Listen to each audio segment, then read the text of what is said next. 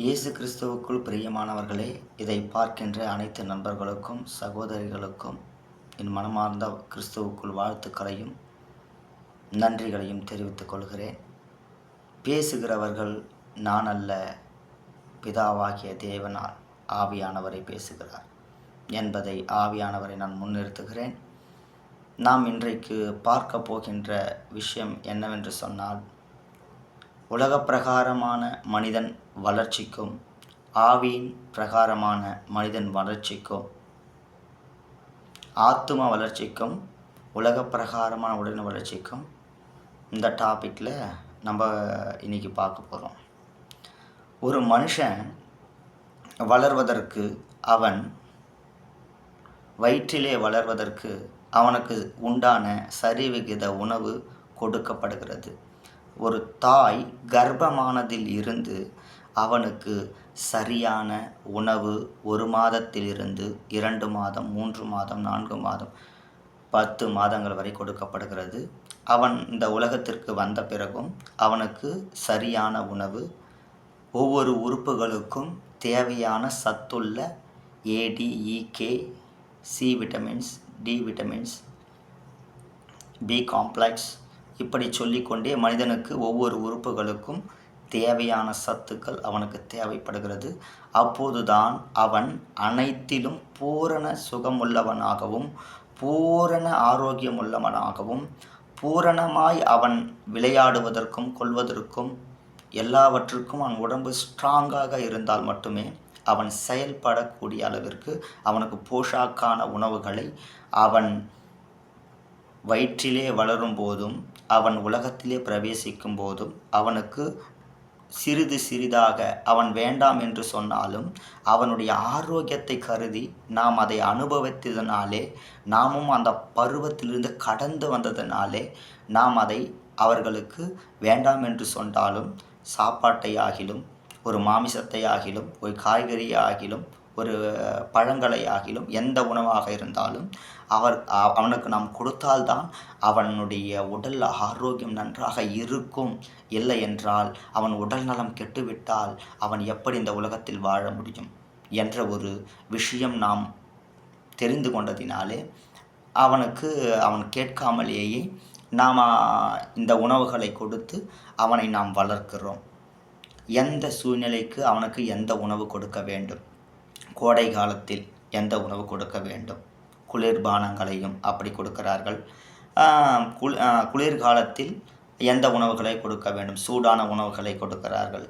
அதை போல நண்பர்களே, இந்த வேத வாக்கியத்தில் தேவனுடைய ஆத்துமா என்கின்ற ஒரு மனிதன், உள்ளுக்குள் வாழ்கிற மனிதனுக்கு தேவன் இதயத்தை நாம் திறந்தால், அவர் கதவை தட்டும்போது திறந்தால் அவர் உள்ளே வருகிறார். வந்த பிறகு ஆண்டவரை ஏற்றுக்கொண்டு சபைக்கு வருகிறவர்கள் ஆண்டவரை ஏற்றுக்கொண்டு வரும்போது அவருக்கு ஒன்றுமே புரியாது. இது என்ன புதிதாக இருக்கிறது என்ற ஒரு உணர்வு அவர்களுக்குள் வர ஆரம்பிக்கிறது. ஆனால் அந்த வந்துவிட்ட பிறகு தொடர்ந்து அவர்கள் அந்த ஆலயத்திற்கு போக வேண்டும். அப்படி போகும்போது இந்த வேத வசனங்கள் மூலியமாக தேவன் பேசுவார். அவர்கள் காது கொடுத்து நன்றாய் கவனித்து கேட்க வேண்டும் நண்பர்களே. அப்போதுதான் அந்த உள்ளான மனுஷன் என்கின்ற ஆத்துமா என்கின்ற மனுஷனுக்குள்ள இந்த வார்த்தைகள் கிரியை செய்ய ஆரம்பிக்கிறது. கிரியை செய்ய ஆரம்பிக்கும் போது அந்த மனிதன் சிறிது சிறிதாக வளர ஆரம்பிக்கிறான். அப்படி வளர ஆரம்பிக்கும் போது எப்படி அந்த சின்ன பிள்ளைக்கு சிறு வயதில் எப்படிப்பட்ட உணவுகள் நாம் கொடுக்கிறோம், பிறந்த குழந்தைக்கு வளர வளர எப்படி நாம் கூட்டி கொடுப்போமோ, கூட்டி உணவுகளை, சரிவிகித உணவுகள், காய்கள், பழங்கள், மாம்சங்களை கொடுப்போமோ, அதை போல இந்த வளரக்கூடிய சூழ்நிலையில் ஒரு ஆத்துமா பலவிதமான இந்த சத்திய வார்த்தைகளை அறிந்து கொள்ளும்படியாக ஆவல் கொண்டு நாம் இந்த சத்தியத்தில், வேதாகமத்தில் அனைத்து காரியங்களும் தேவன் நமக்கு சொல்லியிருக்கிறார். எந்தெந்த காரியத்தில் நாம் எப்படி செயல்பட வேண்டும் என்ற சத்தியம் அதற்குள் இருக்கிறது. அதனால் நாம் எந்த சூழ்நிலையில் தள்ளப்படுவோம், அந்த சூழ்நிலைக்கு ஏற்றவாறு அந்த வார்த்தைகள் அவர்கள் கேட்டு அவர்கள் பலன் பெற வேண்டும். சர்ச்சுக்கு போயிட்டு ஒரு சிலர் வாங்க பிரதர் சர்ச்சுக்கு போகலாம், ஒரு 2 வாட்டி வருவாங்க, உட்காந்து 2 மணி நேரம் சொல்கிறாங்க பிரசங்கம். அவ்வளோதான், அதோட முடிஞ்சு போதாங்க வாழ்க்கை. சிலர் பார்த்திங்கன்னா தலைமுறையாக கிறிஸ்தவங்களாக இருக்கிறாங்க. அவங்க பார்த்திங்கன்னா வயசான காலம் வரை 90 வயசு வரையும் வாழ்வாங்க. அவங்களுடைய பிள்ளைகளுக்கும் பார்த்திங்கன்னா என் தலைமுறையாக அவங்களும் போய் சத்தியத்தை கேட்பாங்க. ஆனால் அவங்களுக்குள்ள பலன் இல்லாமல் போவதனால, அவங்க ஆண்டவருடைய சத்தியத்தை அவங்க சரியாய் அறிந்து கொள்ளாமல் போவதினால, அவங்க எழும்பி பிரகாசிக்காதபடிக்கு அந்த நிலைக்கு தள்ளப்படுகிறார்கள். எழும்பி நம்ம ஆண்டவருக்காக பிரகாசிக்கணுன்ற நிலைமை எப்படி வரும் அப்படின்னு பார்த்தீங்கன்னா, ஒரு செடி நட்டு அதுக்கு உரம் போட்டு அந்த உரம் போடும்போது அந்த உரத்தை அப்சர்வ் பண்ணணும். அந்த வேர்கள் அப்சர்வ் பண்ணும்போது தான் அந்த வேர்களுக்குள்ள அந்த செடி வளரும். அதுபோல் ஒரு ஆத்துமா தேவனுடைய வார்த்தையை அப்சர்வ் பண்ணும்போது தான், கேட்கும் பொழுது தான் அவர்கள் வளர முடியும். கேட்காமல் வளர முடியாது. அப்சர்வ் பண்ணால் தான் வளர முடியும். அதுபோல் நாம் சாப்பிடுகிற உணவு சாப்பிட்ட பிறகு நம்முடைய சத்துக்களை குடலானது அப்சர்வ் பண்ணும்போது தான் உடலுக்கு எல்லா பாகங்களுக்கும் அந்த சத்து போய் கிடைக்கிறது, முழுமையாக கிடைக்குது. அதுபோல் தேவனுடைய வார்த்தையை நம்பிக்கை விசுவாசத்தையும் வைத்து நாம் அப்சர்வ் பண்ணும்போது தான், அதை முழுமையாய் கேட்கும்போது தான், புசிக்கும்போது தான் உள்ளான மனுஷன் பலப்பட முடியும். நான் சர்ச்சுக்கு போகும்போது சில காரியங்கள் வீட்டினுடைய தடைகள் வரும்போது பார்த்திங்கன்னா, ஆண்டவரே இது உண்மையாக தான் இருக்குது, ஆனால் இதையெல்லாம் யார் இப்படியெல்லாம் கடைபிடிக்க போகிறாங்கன்ற ஒரு கேள்வி எனக்குள்ளே எழும்புச்சு. ஏன்னா அவ்வளவு இருபுறமும் கருக்குள்ள பட்டயம் என்பதைப் போல தேவனுடைய ஒவ்வொரு வார்த்தைகளும் இருக்குது.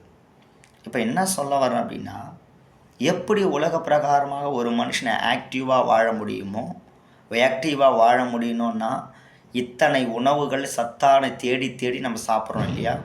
அதுபோல் ஆவிக்குரிய ஆத்துமா பலப்படணும் அப்படின்னா, நம்ம சத்தான வார்த்தைகளை நாம் வேத புத்தகத்திலிருந்து தேடி நாம் தினந்தோறும் புசிக்க வேண்டும். இப்படி புசிக்கும்போது பார்த்திங்கன்னா, அப்போ தான் நம்முடைய உடல் ஆவியான மனுஷனுக்கு பலம் பெற்று அவன் கம்பீரமாக எங்கு சென்றாலும் தேவனுடைய வசனத்தை பேச முடியும். தேவனுடைய வசனத்தை வாழ்ந்து அவன் பிறருக்கு புரோஜனமாய் சொல்லவும் முடியும். அவனும் வளர்ந்து ஆவியுள்ள மனுஷனுக்கும் பார்த்திங்கன்னா வளர்ச்சி இருக்கிறது. அதில் பூ பூக்கும் தன்மை இருக்கிறது, காய் காய்க்கும் தன்மை இருக்குது, கனி கொடுக்கும் தன்மை இருக்கிறது. அதே போல் நீ கனி கொடுக்கும் தன்மைக்கு ஆண்டவர் சொல்லுங்க, கனி கொடுக்காத மரங்கள் வெட்டப்பட்டு அக்னியில் போடப்படும் அப்படின்னு சொல்கிறார். அப்போ நம்ம எப்படி ஆவிக்குரிய ரீதியில் நாம் வளரணும் என்பதை தேவன் இந்த வசனங்களை கொண்டு நமக்கு அழகாக விளக்குகிறார். எந்த சூழ்நிலைகள் வந்தாலும், இங்கே வேதத்தில் பார்த்திங்கன்னா எல்லாருமே எல்லா சூழ்நிலையும் நடத்தப்படுறாங்க. ஆபிரகாம் ஒரு சூழ்நிலை நடக்குது. என்ன சூழ்நிலை நடக்குதுன்னா, பிள்ளை பாக்கியம் அவருக்கு இல்லை, ஆனாலும் ஒரு விசுவாசம் நம்பிக்கையும் அவர் விடலை. என் தேவன் என்னுடைய சரீரமே செத்து போன நிலைமையிலும் அவர் கொடுப்பேன்னு சொல்லிட்டாருன்னா கொடுப்பாரு. அதுதான் நம்பிக்கை, விசுவாசம். விசுவாசத்தின் தந்தை என்று அவர் அழைக்கப்படுகிறார். அதுபோல் வேதத்தில் யோபு எடுத்துக்கிட்டிங்கன்னா, நோய்வாய்ப்பட்டால் கூட அவர் கொடுத்தார், அவர் எடுத்தார். இப்போது ஆசீர்வாதம் அப்படின்னு போனால் உடனே கிடைச்சிடாது. அந்த ஆசீர்வாதத்திற்கு பொறுமை இருக்க வேண்டும், அவர் மீது நம்பிக்கை இருக்க வேண்டும், விசுவாசம் இருக்க வேண்டும் என்பதை தேவனும் சோதிக்கிறார், பிசாசானவனும் சோதிப்பான். பிசாசு நம்மிடத்தில் உலகை காட்டி சோதிக்கும் போது, நம்மிடத்தில் இந்த உலகத்தினுடைய கிரியைகள் எதுவும் இல்லாதபடிக்கு நாம் வாழ்ந்தோமானால் நாம் கிறிஸ்துவத்தில் நாம் ஜெயத்தை பெற முடியும்.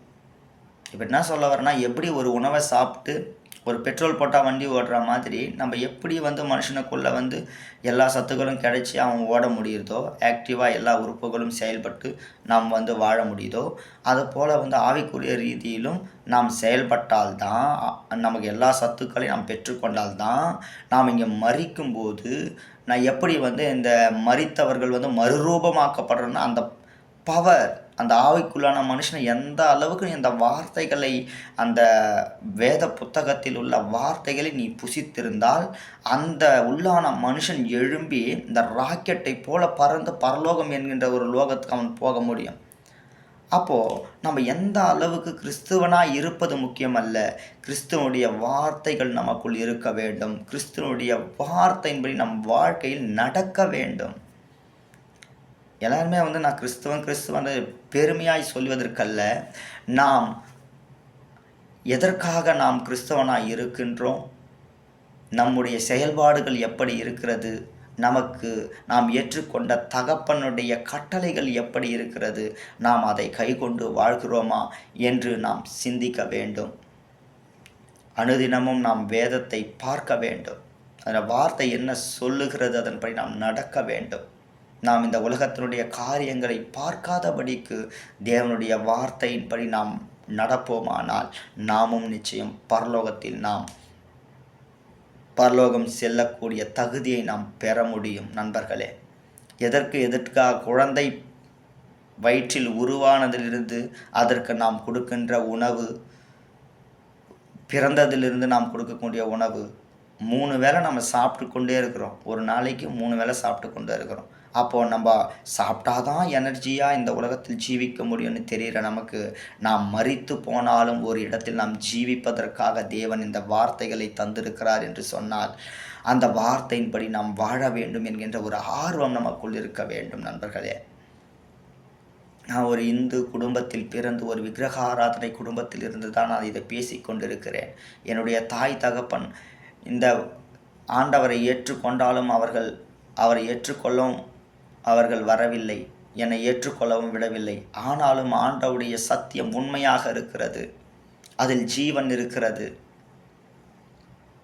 அதை நான் ருசித்து பார்த்திருக்கிறேன். அதனால்தான் நீங்களும் இந்த வேதத்தை படித்து பாருங்கள். உண்மையாக நீங்கள் இருக்கின்ற நிலையிலே வேலை செய்யும் இடத்தில் கூட இருந்தால் ஆண்டவருக்கு ஸ்தோத்திரம் சொல்லுங்கள். அவருடைய வார்த்தைகளை படிக்க பழகுங்கள். இல்லை என்றால் ஆண்டவருடைய பாடல்களை நீங்கள் பாடுங்கள். ஏனென்று சொன்னால் இந்த உலகத்தில் இருப்பவன் ஆண்டவருடைய பிள்ளைகளாக இருந்தாலும் சரி, உலகத்துடைய பிள்ளை, அவன் எவனை விழுங்கலாமோ என்று சுற்றி திரிகிறான். அப்போது தேவனுடைய பிள்ளையாக இருக்கும் நாம் கவனமாக இருக்க வேண்டும். அவனுடைய கண்ணிக்கு நாம் அகப்படாமல் வேத வசனங்கள் நமக்குள் ஓடி இருந்தால், நாம் உள்ளத்தில் எம்டியாக நாம் உள்ளத்தை வைத்தில்லாமல் வேத வசனங்களோடு நாம் வைத்திருந்தால் எந்த ஒரு சத்துருவின் கிரியையும் நம்மை தாக்காது. நண்பர்களே, அதனால் தேவ வசனத்தில் நாம் முக்கியத்துவம் கொடுத்து ஆண்டவருடைய வசனங்கள் உங்களுக்கு தெரிந்தவைகள் எல்லாம் சொல்லிக்கொண்டே இருங்கள். ஒரு நாளைக்கு ஒரு வசனம் கூட நீங்கள் சொல்லி கொண்டு இருக்கலாம். முழு நேரமும் கூட, நான் உன்னை விட்டு விலகுவதும் இல்லை, கைவிடுவதும் இல்லை. ஒரு 1000 வாட்டி சொல்லுங்கள், ஒரு 1,00,000 வாட்டி சொல்லுங்கள். ஆண்டவருடைய வார்த்தை ஜீவனுள்ள வார்த்தை. நீங்கள் எந்த அளவுக்கு அந்த வார்த்தையை சொல்கிறீங்களோ அந்த அளவுக்கு அந்த வார்த்தை உங்கள் வாழ்க்கையில் கிரியை செய்யும். நான் அதிகமாய் உபயோகப்படுத்தின வார்த்தை, நான் உன்னை விட்டு விலகுவதும் இல்லை, கைவிடுவதும் இல்லை என்ற வார்த்தை தான்.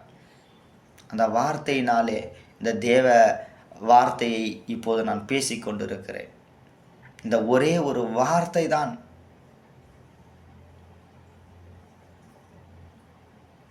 ஆண்டவர் சொல்லிவிட்டார். வானம் பூமி அழிந்து போனாலும் என் வார்த்தை அழியாது என்று அவர் வாக்கு கொடுத்திருக்கிறார். இப்படியாப்பட்ட வார்த்தை யாருமே கொடுப்பதில்லை இந்த உலகத்தில். தேவனாகிய கர்த்தர் இப்படி வார்த்தைகளை கொடுத்து நம்மை விசுவாசிக்கும்படியாகவும் நம்பும்படியாகவும் ஏவுகிறார். ஆனால் பிசாசானவன் இந்த உலகத்தை காட்டி, மரித்து போனவைகளை காட்டி, தங்கம், வெள்ளி, வைரம், வைடூரியம் எல்லாம் மரித்து போனவைகளாக இருக்கிறது. நண்பர்களே, ஜீவன் ஒன்றிலும் ஜீவன் இல்லை. ஆனால் தேவனுடைய வசனத்தில் ஜீவன் இருக்கிறது. நண்பர்களே, இந்த உலகத்திற்கு நான் பாத்திரமாய் இல்லை என்று சொன்னாலும், இந்த உலகத்திற்கு நான் சரியான பாத்திரமாய் இல்லை என்று சொன்னாலும், இந்த ஒரு பாவியான ஒரு மனுஷனை தேவனுக்கு ஒரு பாத்திரமாய் அவர் உபயோகப்படுத்துவார் என்று சொன்னால், அதுதான் எனக்கு கிடைத்த கிருபை என்று நான் நினைக்கிறேன். அவருக்காய் நான் பயன்பட வேண்டும். இந்த உலகம் எல்லாம் அவர் யார் என்று நான் காண்பிக்க வேண்டும். அவரை காண்பிப்பதற்காக அவர் என்னை அனுப்பியிருக்கிறார். அவருக்காக நான் எதுவும் செய்யவில்லையே என்ற ஒரு ஏக்கத்துடன் நான் உங்களிடத்தில் நான் பேசிக்கொண்டிருக்கிறேன். நண்பர்களே, இந்த உலகத்தில் நாம் சத்தான உணவுகளை சாப்பிட்டு எத்தனை நாள் நாம் வாழப்போகிறோம்? நாம் பரலோகத்தில் நிலையாக வாழ ஆவிக்குரிய வாழ்க்கையில் நீங்கள் வேதத்தை தியானித்து ஆண்டவருடன் நீங்கள் சேருங்கள். தினமும் எழுந்து ஆண்டவருக்கு நன்றி சொல்லுங்கள். அவர் கொடுத்தவைகளுக்காக நன்றி சொல்லுங்கள். எந்த நிலையில் இருந்தாலும் நம்முடைய விசுவாசம், நம்பிக்கை இடறி போகாதபடிக்கு தேவன் நம்மை எந்த நிலையில் வைத்தாலும், எப்படி இயேசு கிறிஸ்து இந்த பூமிக்கு வந்து பாடுகளை சுமர்ந்து அவர் எல்லா நாமத்துக்கும் மேலான நாமமாய் பிதாவாகிய தேவன் உயர்த்தினாரோ, நாம் படுகின்ற பாடுகளுக்கெல்லாம் நாம் சோர்ந்து போகாமல் தேவனாகிய கர்த்தர் பார்த்து கொண்டிருக்கிறார். நாம் அவர் எந்த நிலை நம்மை வைத்திருந்தாலும் அதற்காக நன்றி சொல்லி, அவர் நன்றியோடு துதித்து, உலகத்தை பார்க்காமல், அக்கம்பக்கம் பார்க்காமல், கடிவாளம் போட்ட குதிரையாக கிறிஸ்துவை மாத்திரம் பார்த்து நம் வாழ்க்கையை அவருக்காக வாழ்ந்து முடிக்க வேண்டும். அநேக ஆத்துமாக்களை ரட்சிக்கப்பட்ட தேவனுடைய நாமத்திலே நாம் வாஞ்சியாய் இருக்க வேண்டும். இலவசமாய் பெற்றீர்கள், இலவசமாய் கொடுங்கள் என்ற வார்த்தையின்படி நான் ஒரு விக்கிரக ஆராதனை கூட்டத்தில் நான் இருந்தேன். தேவனுடைய கண்கள் என்னை கண்டது, அவருடைய கண்கள் என்னை பார்க்கவில்லை என்று சொன்னார். நான் என்னவாய் இருப்பேன்? ஆனாலும் அவர் என்னையும் அவருடைய பிள்ளையாக சேர்த்து கொண்டாரே. அவர் எவ்வளவு பெரிய அன்பான தேவன் பாருங்கள். அதனாலே நான் சொல்லுகிறேன், உலக பிரகாரமாய் நாம் உடலை வளர்ப்பதை காட்டிலும் ஆவிக்குரிய ரீதியிலே நாம் வளர வேண்டும். வளர்ந்த நாம் பூவும் காயும் கனியுமாய் பிறர் புசிக்கும்படி நாம் கொடுக்க வேண்டும். எத்தனை பேர் இந்த கனி இல்லாமல் வாழ்கிறார்கள். இந்த கனி கிடைக்குமா? இந்த கிடைத்தால் பிரதர், ஏசப்பாவை பற்றி நீங்கள் முன்னாடியே சொல்லியிருக்கலாம் பிரதர், இந்த வார்த்தையை சொல்லியிருக்கலாம் பிரதர், எனக்கு இப்போ தான் பிரதர் தெரிஞ்சது. அப்படி சொல்லுகிற எத்தனையோ பேர் உண்டு. வார்த்தையை சொல்லிக்கொண்டே இருங்கள். இயேசுவின் நாமம் மகிமைப்படும். அதே போல் நண்பர்களே, இயேசு கிறிஸ்து வந்து ஒரு மூதாட்டியை முதுகில் கட்டிகளோடு வந்து நிற்கின்ற மூதாட்டியை பார்த்து சொல்லுகிறார், 18 வருஷமாக இந்த கட்டியை சாத்தான் உன்னிடத்தில் கட்டு வைத்திருக்கிறார் அப்படின்னு சொல்லக்கூடிய ஒரு அர்த்தம் என்னவென்று தேவன் எனக்கு உணர்த்துகிறார் சொன்னார். நானும் 21 வருஷமாக பிசாசினால் கட்டப்பட்டு தேவனை அறியாமல் இருந்தேனே என்ற ஒரு 21 வருஷமாய் அவர் அறியாமல் இருந்தது எவ்வளோ பெரிய வேதனையாக இருக்கிறது. இன்று பாருங்கள், தலைமுறை தலைமுறையாய் அவரை அறியாதவர்கள் இருக்கிறார்கள். எவ்வளவு வேதனை பாருங்கள். அவர்கள் இயேசு உண்மையான தெய்வம் என்று அவர்கள் புரியவில்லை. இதெல்லாம் எவ்வளவு கொடுமையாய் பிசாசு தலைமுறை தலைமுறையாய் கட்டி போடுகிறானாய் அவருடைய மனிதனுடைய மனதை கடினமாக்கி விட்டிருக்கிறார்.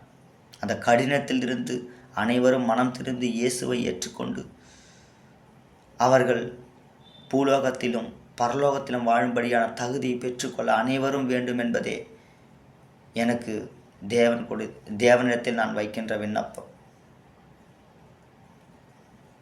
நாம் என்ன செய்ய வேண்டும்? நமக்கு முடிந்தவரை பிறருக்கு தேவனுடைய வார்த்தைகளை நாம் கொடுப்போம், அவருடைய நாமத்தை அறிவிப்போம். பிறரும் பயன்பெறும் வகையில் நாம் அவர்களுக்காக, இந்த உலகத்திற்காகவும் ஜெபிப்போம், நம்முடைய இந்தியாவுக்காகவும் ஜெபிப்போம். அவரை அறியாதவர்கள் எல்லாம் அவரை அறிந்து கொள்ளும்படியாய் நாம் எழும்புவோம். நம்முடைய பெருமையை காட்டாமல் நாம் அவரை மாத்திரம் காண்பிப்போம். நம்மால் நமக்கு ஒரு புரோஜனம் கிடையாது என்று எண்ணுவோம். பிறருக்காய் தேவனுடைய வார்த்தையில் புரோஜனம் இருக்கிறது என்று அவர்களுக்கு நாம் தேவனுடைய வார்த்தை எடுத்துரைப்போம். நண்பர்களே, அனைவரும் பரலோகம் போய் சேர வேண்டும். நாம் மாத்திரம் பரலோகம் போனால் தேவன் நம்மிடத்தில் நம் கேள்வி கேட்பார். நான் உனக்கு கொடுத்த வார்த்தையை நீ மாத்திரம் வைத்து கொண்டாயே, பிறருக்கு கொடுத்தாயா என்று கேட்டால் நம்மிடத்தில் என்ன பதில் இருக்கிறது? அதற்காக உலகத்திற்கு நீங்கள் உப்பாய் இருப்பீர்கள் அவர் சொன்னார். அந்த உப்பு சாரமற்று போனால் நமக்கு நாமளே புரோஜனம் இல்லாமல் போய்விடும் நண்பர்களே. அப்போ உப்பு சாரம் இருந்தால் பிறருக்கு புரோஜனமாய் தேவன் வைத்திருக்கிறார். நாம் தான் உலகத்திற்கு உப்பாய் இருக்கிறோம். உலகத்தில் வாழ்கிறவர்கள் எல்லாம் அப்பா தெரியாதவர்களாய் இருக்கிறார். ஆனாலும் அவர்கள் மீது தேவன் இரக்கமாய் இருக்கிறார். அவர்களை நம்மை கொண்டுதான் ரட்சிக்க வேண்டும் என்று அவர் வாஞ்சியாய் இருக்கிறார். நாம் அந்த காரியத்திலே நாம் செயல்பட்டு தேவனை மகிமைப்படுத்துவோம். ஒன்றாக நாம் மகிமைப்படுத்துவோம். அவருடைய தாகம் என்று கல்வாரி சிலுவையிலே அவர் தாகம் என்று சொல்லும்போது காடியை வைத்து தண்ணீர் கொடுக்காமல் செய்தார். அவர் எந்த தாகத்தை அவர் சொல்லுகிறார்? அவர் ஆத்தும தாகத்தை சொல்லுகிறார். அறுவடை அதிகமாக இருக்கிறது, ஆட்கள் குறைவாக இருக்கிறது நண்பர்கள். அனைவரும் தேவனுக்காய் எழும்பி அவர் நாமத்தை மகிமைப்படுத்தும்படியாய் எழும்பி அனைவரும் ரட்சிக்கப்பட, இந்த உலகத்தில் அனைவரும் ரட்சிக்கப்பட அனைவரும் ஜெபிப்போம், அனைவரும் செயல்படுவோம். நம்ம எதற்காக இருந்து என்னை கூட விக்கிரகாரம் எதுக்காக தேவன் எடுத்தார்? என்னுடைய குடும்பம் முழுவதும் ரட்சிக்கப்படவும், என்னுடைய கிராமத்தில் அனைவரும் ரட்சிக்கப்படவும் என்னால் முடிந்தது. தேவன் எந்த திட்டம் வைத்திருக்கிறாரோ அந்த திட்டத்தின்படி முடிந்தவரை உண்மையான தேவனை அவர்கள் காட்டும்படியாக அவர் செயல்படுவானால் இந்த உலகம் முழுவதும் ரட்சிக்கப்படவும் அவர் பயன்படுத்த வேண்டும் என்று நான் விரும்புகிறேன். இதை கேட்டுக்கொண்டிருக்கிற நண்பர்களே, சகோதரிகளே, உண்மையாக சொல்லுகிறேன், இந்த வேதத்தினுடைய வார்த்தை இல்லை என்றால் நான் இந்த உலகத்தில் எனக்கு வாழ்வு இல்லை. வேதத்தினுடைய வார்த்தை இல்லை என்றால் எனக்கு இந்த ஜீவன் இல்லை. இதுதான் எனக்கு கற்றுத்தந்தது இந்த வேதம். நீங்களும் இந்த வேதத்தை படித்து தேவனை அறிந்து கொண்டு தேவனை செபித்து தினமும் அவரோடு உறவாடுவது எவ்வளோ ஒரு இன்பமான காரியம். இதை பார்த்து கொண்டிருக்கிற அனைத்து நண்பர்களுக்கும் நான் ஒரே ஒரு விஷயம் சொல்லுவேன். அப்பா இல்லாத பிள்ளைங்கள்லாம் எவ்வளோ கஷ்டமாக இருக்குது. நமக்கு இவர் இயேசுதான் அப்பா என்று நமக்கு கிடைத்து விட்டது. அந்த அப்பா கிட்ட சொல்லும், ஏசப்பா என் குடும்பம்லாம் ரட்சிக்கப்படணும் ஆண்டவரே, என்னை சுற்றி இருக்க கிராமங்கள்லாம் ரட்சிக்கப்படணும், நகரம்லாம் ரட்சிக்கப்படணும், என் தாய்நாடெல்லாம் ரட்சிக்கப்படணும், உலகமெல்லாம் ரட்சிக்கப்படணும் ஆண்டவரே. நீர் சிந்தின ரத்தம் உலகத்தினுடைய மொத்த ஜனமும் மீட்புக்காக தான் ஆண்டவரே என்று அனைவரும் தினந்தோறும் முட்டி போட்டு தேவனிடத்திலே வாஞ்சியாய் ஜபித்தால் அவருடைய உள்ளம் கரைந்து அனைத்து சத்துருக்களின் கிரியைகளையும் அவர் நிர்மூலமாக்கி அனைவரும் காப்பாற்ற அவர் ஜீவனோடு இருக்கிறார் என்று முழுமையாய் நம்புகிறோம். அதனாலே ஆவிக்குரிய மனுஷனுக்கு தேவையான ஆகாரம் இந்த வேத புத்தகத்திலே இருக்கிறது. அனைத்து வார்த்தைகளையும் நாம் படித்து நாம் ஆவிக்குரிய ரீதியில் பலம் பெற்று நாம் செல்லுகின்ற இடங்களில், நாம் பார்க்கின்ற இடங்களில், இருக்கின்ற இடங்களில் எல்லா மனிதர்களை காணும்போது அவர்களை பலப்படுத்தும்படியாய் நாம் வாழ வேண்டும் நண்பர்களே. இந்த வார்த்தை தாமே ஆண்டவர் எனக்கு கொடுத்து உம்மிடத்தில் பேசி கொண்டிருக்கிறார். இந்த வார்த்தை உங்களுக்கு புரோஜனமாக இருந்திருக்கும் என்று நான் கிறிஸ்துவுக்குள் நம்புகிறேன். இயேசுவின் நாமத்திலே நான் ஜெபிக்கிறேன். நல்ல பிதாவே, ஆண்டவரே, இந்த உலக பிரகாரமாக வாழ்கின்ற வாழ்வு, ஆவின் பிரகாரமாய் வாழ்கின்ற வாழ்வு, ஆண்டவரே, உலக பிரகாரமாய் உடலை வளர்ப்பது தேவையான சத்துக்கள் ஒரு மனிதனுக்கு இருந்தால்தான் அவன் ஜீவிக்க முடியும் என்பதை சொல்லியிருக்கிறீர். ஆவின் பிரகாரமாய் இந்த வேத வசனங்களை உட்கொள்வதால் மாத்திரமே அந்த பரலோகத்திற்கு பறந்து போகின்ற ஒரு சத்தை, பலப்படுகின்ற சத்து கிடைக்கும் என்று சொல்லியிருக்கிற ஆண்டவரே, இதை அனைவருக்கும் புரோஜனமாய் நீர் மாற்றி அனைவரும் உம்மை எப்போதும் எந்த சூழ்நிலையிலானாலும் உம்மை மறுதலிக்காமல் அனைவரும் உண்மையோடு உம்மை துதித்து, ஆண்டவரே, நீர் எந்த நிலையில் என்னை வைத்திருந்தால் நான் உம்மை துதிப்பேன் ஆண்டவரே. எதற்காக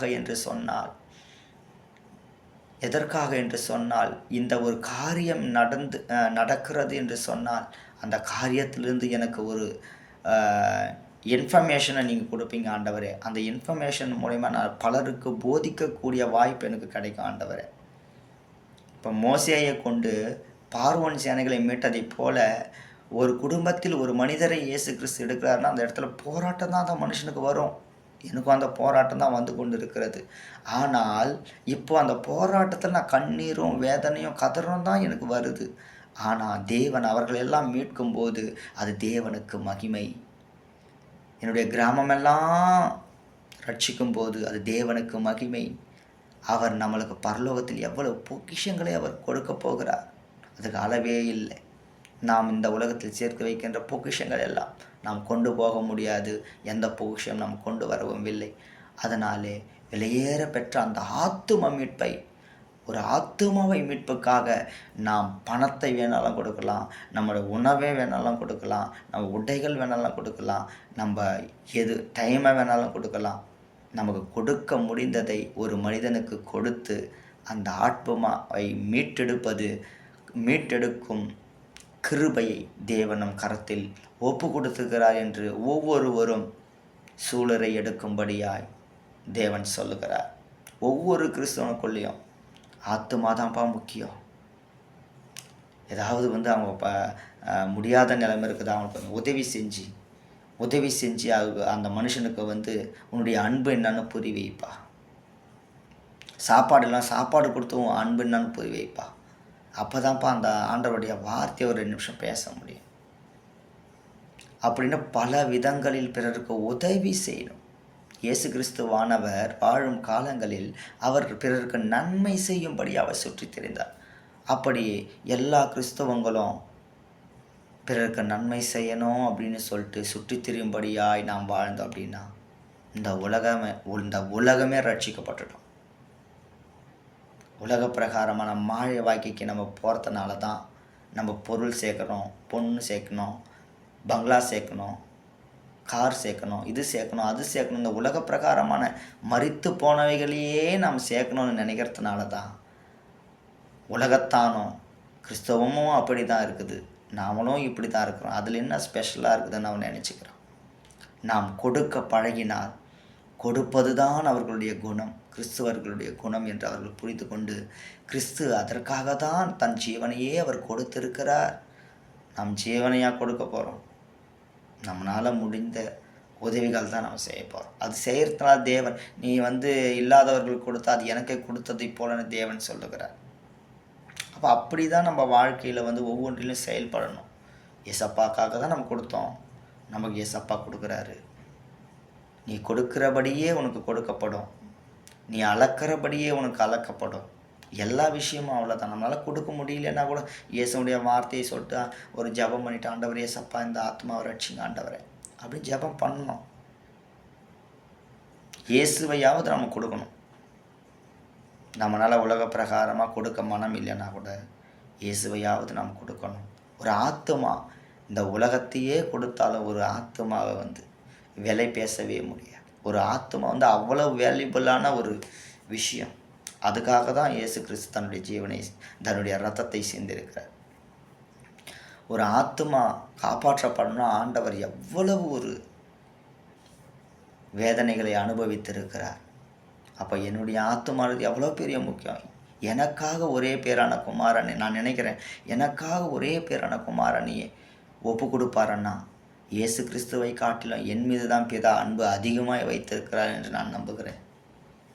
ஏன்னா பாவியை மீட்க ஒரு பாவம் செய்யாத ஒரு குமாரனை பலியை கொடுக்குறாருன்னா யார் கொடுப்பாங்க இந்த காலத்தில்? அதனால தான் ஆண்டவர் யார் மனிதர் கொடுக்க முடியாத அவர் செஞ்சிருக்கிறார். அதனால் நாம் தேவனுடைய வார்த்தைகளை கொடுப்போம், நம் கைகளில் தேவன் ஆசீர்வதித்ததை பிறக்கும் கொஞ்சம் கொடுப்போம், அன்பை கொடுப்போம்,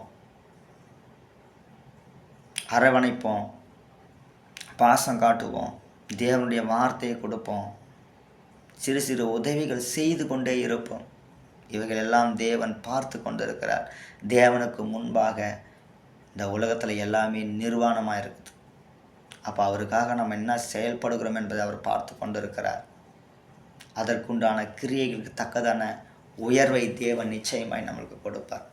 இயேசு கிறிஸ்துவை பிதாவாகிய தேவன் ஒப்பு கொடுக்குறார் அப்படின்னா சிலுவையை மறிச்சிட்டோம்னா எல்லா நாமத்துக்கும் மேலான நாமமாய் இயேசுவின் நாமத்தை உயர்த்தும்படியாய் தேவனை கிருபை செய்தார். அந்த மாதிரி நீங்கள் எவ்வளவு கஷ்டப்படுறீங்களோ கிறிஸ்தவத்துக்குள் நிச்சயமாய் தேவன் ஒரு நாள் உயர்வை நிச்சயம் கொடுப்பார். ஆபிரகாமும் கஷ்டப்பட்டு அவருக்கும் உயர்வு கொடுத்தாரு. அதே போல் தாவீதும் கஷ்டப்பட்டு அவருக்கும் உயர்வு கொடுத்தாரு.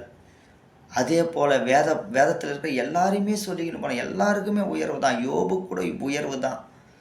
ஆனால் அந்த நேரத்தில் நம்மளுக்கு விசுவாசமும் நம்பிக்கை எப்படி இருக்குதுன்றத தேவன் பார்க்குறார். நான் ஏன் இப்படி இருக்கிறேன், இந்த நிலைமையில் இருக்கிறேன்னு, எந்த நிலைமையில் நம்ம இருக்கிறோமோ அதில் நம்பிக்கையும் விசுவாசமும் வைக்கும்போது தேவன் ஒரு நாள் அவர் கைவிட மாட்டார். நம்ம நிச்சயமாக அவர் உயர்த்துவார். எப்படி இயேசு கிறிஸ்து பட்ட பாடுக்கு அவர் உயர்வை கொடுத்து அவர் எல்லா நாமத்துக்கும் மேலான நாமம்னு சொன்னாரோ, அதுபோல் நம்முடைய வாழ்க்கையில் நம்ம எந்த அளவுக்கு அவருக்காய் பாடுபடுறோமோ, ஆனால் அவருக்காய் பாடுபடுறோன்றது உதட்டளவு சொல்கிறதில்ல, உள்ளத்தின் அளவு நாம் இருப்பது தேவனுக்கு தெரியும். எந்த அளவு எந்த கஷ்டம் வந்தாலும் என் சொந்தக்காரங்கெல்லாம் சொல்கிறாங்க, நீ இயேசு கிறிஸ்துவன்ட்ட பேசுறதில்லை, பழகிறதில்லை, என்னை பார்த்தா ஒரு மாதிரியை பார்க்கட்டும். ஒரு ஆத்துமா ரட்சிக்கப்படுறது தான் முக்கியமாக இருக்குது. அதான் சொல்கிற ஆண்டவர், தேவனுடைய வார்த்தையை கேட்கிறவர்களை என்னுடைய சகோதரரும் என்னுடைய தாயுமாய் இருக்கிறார்கள். யார் எனக்கு தாய்? உலக பிரகாரமாக என்னை பெற்று போட்டவங்க தாயான்னு இயேசு கிறிஸ்து சொல்லலை.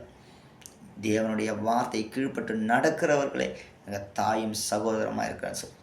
அதுபோல் நாமும் தேவனுடைய வைராக்கியத்துக்குள் நாம் இருப்போமானால், இந்த உலகத்தில் சொல்கிற ஆண்டவர், சரீரத்தை மாத்திரம் கொல்லுகிற மனுஷனுக்கு நீ பயப்படாதே, சரீரத்தை மாத்திரம்தான் கொல்ல முடியும், ஆத்மாவனால் கொல்ல முடியாது. ஏன்னா தேவன் தான் ஆத்மாவை காக்கிறவர், உயிரை காக்கிறவர் அவர் தான். உயிர் மேலே யாருக்கும் கை வைக்கிறதுக்கு அதிகாரம் இல்லை. அப்போ சரீரத்தை மாத்திரம் தானே கொல்ல போகிறார், கொல்லட்டும்.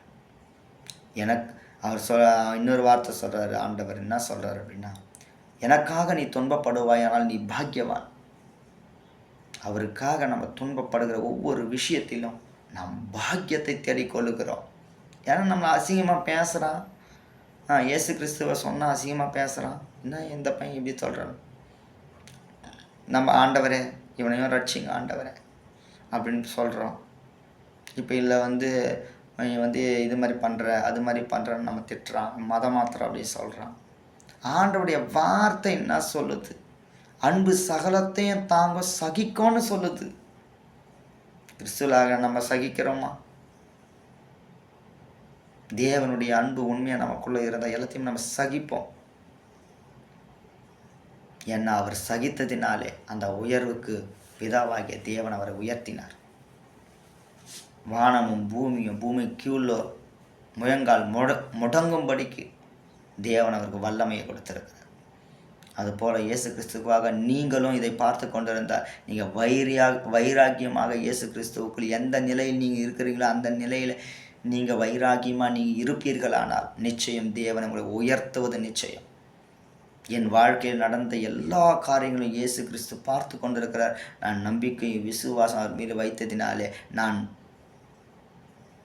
முன்னிலைமையை பார்க்கிறேன், பின்னிலைமையாக இப்போது ஆசீர்வதிக்கப்பட்டிருக்கிறேன். உள்ளதை உள்ளது என்று இல்லதை இல்லை என்று சொல்லுங்க. கிறிஸ்தவன் சொல்கிறாங்க, பிரதர் எப்படி பிரதர் இருக்கிறீங்க? எங்களை ஆண்டவர் எப்பவுமே நல்லா வச்சிருக்கிறார் பிரதர், நல்லா இருக்கிறோம். எல்லாத்தையும் பொருளாதாரத்திலிருந்து, அன்பிலிருந்து, நிம்மதியிலிருந்து, சந்தோஷம் எல்லாத்துலேயுமே ஆண்டவர் நல்லா வச்சிருக்கிறார் பிரதர். அப்படி தான் சொல்லணும். என்ன சொல்கிறாங்க, எப்படி பிரதர் இருக்கிறீங்க? ஏதோ இருக்கிறேன் பிரதர். இப்படி சொன்னால் உலகத்தார் என்ன நினைப்பாங்க? ஏதோ இருக்கிறேன் பிரதர். அப்போ இவன் கும்புற கடவுள் ஏதோ தான் வச்சிருக்கிறாரு பொழுது, நம்ம எதுக்கு அப்படி இல்லாத நம்ம உலக பிரகாரமாக நம்ம விக்கிரக ஆராதனைக்கு மட்டும் பார்த்த மேல் தான். அப்படி தானே அவன் நினைப்பான். நாம் எந்த நிலைமையில் இருந்தாலும் ஆண்டவர் நம்மை நன்றாகத்தான் வைத்திருக்கிறார் என்ற உண்மையோடு இருதயத்திலிருந்து நாம் சொல்ல வேண்டும்.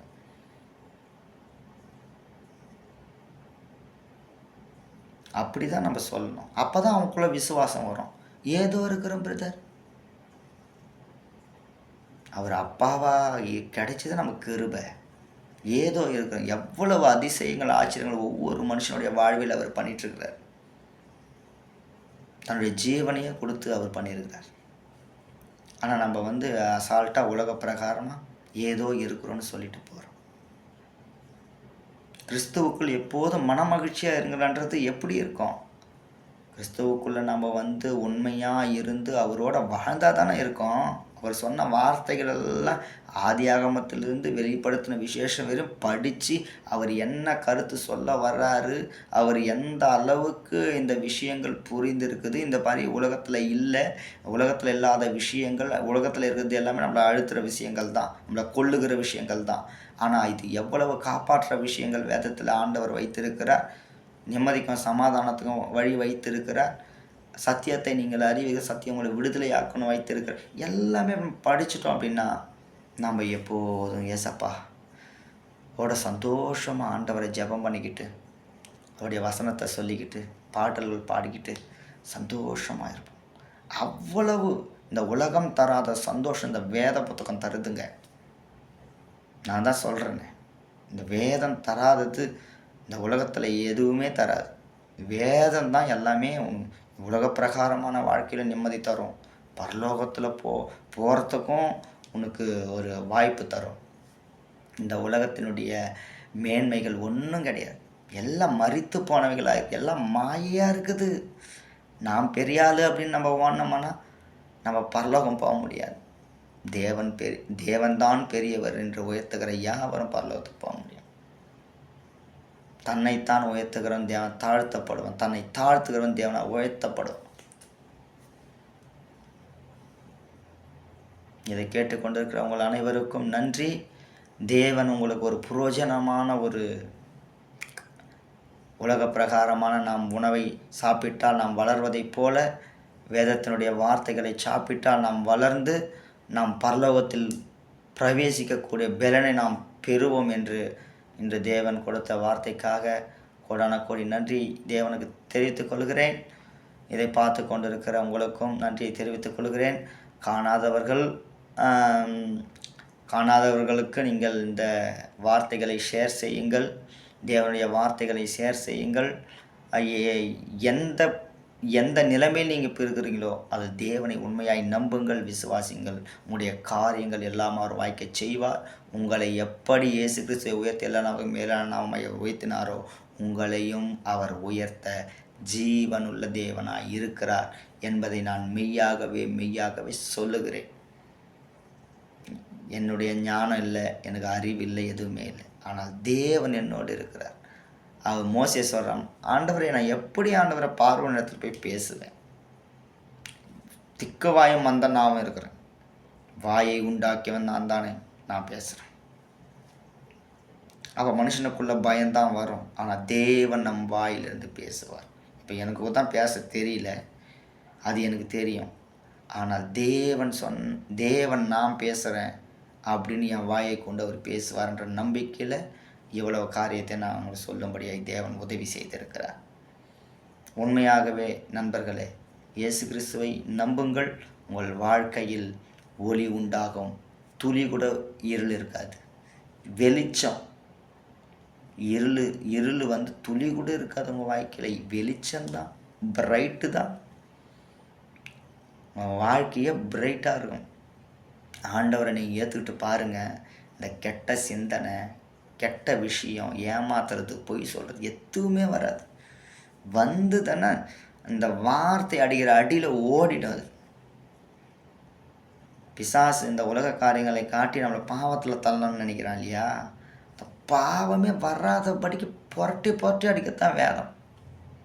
பாவமே வராது உள்ள. அப்படி அடிக்கும் புரட்டி. எங்கேருந்து வர்ற நீ? ஒரெல்லாம் சுற்றிக்கின்னு வர்றான்னு சொல்கிறான் பிசாசு.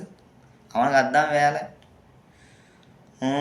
எவனை விழுங்கலாமோ என்று அவன் சுற்றி திரிகிறான். அப்போ ஆண்டவருடைய வசனம் நமக்குள்ளே இருந்ததுன்னா அவன் நம்மகிட்ட வருவான். வசனத்தை உள்ள வைங்க, உங்கள் व्यசனம் இல்லாமல் மாறும் உங்கள் வாழ்க்கை. வசனம் உள்ளே இருந்தால் व्यசனம் வராதுன்ற. வசனம் இல்லைன்னா தான் காலியாக இருக்குதுன்னு பார்த்து பிசாசு உலகத்தை கொண்டு இருதயத்தில் வச்சு மூளைக்குள்ளே வச்சு உங்களை व्यசனப்பட வச்சுருவோம். அதனால் ஜாக்கிரதையாக இருங்க. நீங்கள் உலகத்தை பற்றி கொண்டு இருக்காதீங்க. இந்த உலகம் ஒன்றுமே கிடையாது. ஆண்டவருடைய வார்த்தையை பற்றி கொண்டிருக்க நீங்கள் பிழைப்பீர்கள். இயேசுவின் நாமத்திலே நான் மனப்பூர்வமாய் இதை கேட்கிறவர்களை ஆசீர்வதிக்கிறேன். இயேசுவின் நாமத்திலே உங்களை வாழ்த்துகிறேன். நீங்கள் ஆண்டவருக்குள் இன்னும் பலனடையாதவர்கள் இன்னும் பலனடையுங்கள். வார்த்தையை புசியுங்கள். பலனடைந்தவர்கள் இன்னும் ஆண்டவருக்காய் அதிகமாய் ஊழியம் செய்ய பிரயாசப்படுங்கள். ஆண்டவருடைய நாமத்தை இந்த உலகமெங்கும் அறிவிக்கக்கூடிய கடமை நமக்கு இருக்கிறது. முடிந்த வரைக்கும் நீங்கள் ஆண்டவருடைய ஊழியத்தை செய்யுங்கள். உங்களை தேவனுக்காய் ஒப்பு கொடுங்கள். உங்களை அவர் படைத்ததற்காய் அவருக்கு சந்தோஷத்தை உண்டு பண்ணும்படியாய் காரியத்தை செய்யுங்கள். அவர் எப்போதும் நம்மோடைய கூட இருக்கிறார். இதை கேட்டுக்கொண்டிருக்கின்ற அனைவருக்கும் கிறிஸ்துவுக்குள் என் மனமார்ந்த நன்றிகளை தெரிவித்துக் கொள்கிறேன். இன்னும் யாராவது என்னை போல விக்கிரக ஆராதனை இருப்பீர்கள் என்று சொன்னால், நீங்கள் உண்மையாக இயேசு கிறிஸ்துவை ஏற்றுக்கொள்ளுங்கள். அவர் உங்களுக்கு அனைத்து காரியத்திலும் உதவி செய்வார். அவரை தவிர யாரும் இந்த உலகத்தில் உங்களுக்கு உதவி செய்ய முடியாது என்பதை நான் ஆணித்தனமாய் சொல்லுகிறேன். நிச்சயமாகவே உங்களுடைய நிலைமை மாறும். என்னுடைய நிலைமையை மாற்றின தேவன் நீங்கள் ஏற்றுக்கொள்ளும் போது அவர் உங்களுடைய நிலைமையை மாற்றுவார். அவர் உங்களோடு பேசுவார். அவர் பேசுகிற தெய்வம். அவர் கல்லோ மண்ணோ அல்ல, அவர் பேசுகிற தெய்வம் என்பதை நான் உணர்ந்திருக்கிறேன். அவர் உணர்த்தி நம்முடைய இருதயத்தில் உணர்த்தி அவர் வழிநடத்துவார். இந்த வார்த்தை உங்களுடைய இருதயத்தை தொட்டிருந்தால் நீங்கள் இந்த வார்த்தை பிறருக்கு ஷேர் செய்யுங்கள். இந்த சேனலை சப்ஸ்கிரைப் செய்யுங்கள். இன்னும் அநேக வேத வார்த்தைகளை உங்களுக்கு வியாக்கியானம் தேவன் என்னோடு இருந்து இந்த யூடியூபின் மூலமாக இந்த ஊழியத்தை நடத்துவார். இன்னும் தேவன் எனக்கு சொல்லுகின்ற ஆலோசனைகள் எல்லாம் இன்னும் நான் இந்த யூடியூப் சேனலிலே போடவிருக்கிறேன். நீங்கள் தேவனுடைய நாமம் மகிமைப்பட வேண்டும் என்று விரும்புகிறவர்கள் இந்த சேனலை லைக் செய்து சப்ஸ்கிரைப் செய்து தேவனுடைய நாமம் மகிமைப்படும்படியாய் சிறிய ஒரு ஊழியத்திற்காய் நீங்கள் பிறருக்கும் உதவ முடியும். தேவன் பார்த்து கொண்டிருக்கிறார் என்பதை நான் உணர்கிறேன். உங்களுக்கு அனைவரும் இயேசு கிறிஸ்துவின் நாமத்திலே மனப்பூர்வமாய் ஆசீர்வதிக்கிறேன். மனப்பூர்வமாய் உங்களுக்கு வாழ்த்துதல் தெரிவித்துக் கொள்கிறேன். இயேசுவின் நாமத்தில் ஜெபிக்கிறேன் நல்ல பிதாவே. ஆமேன், ஆமேன், ஆமேன்.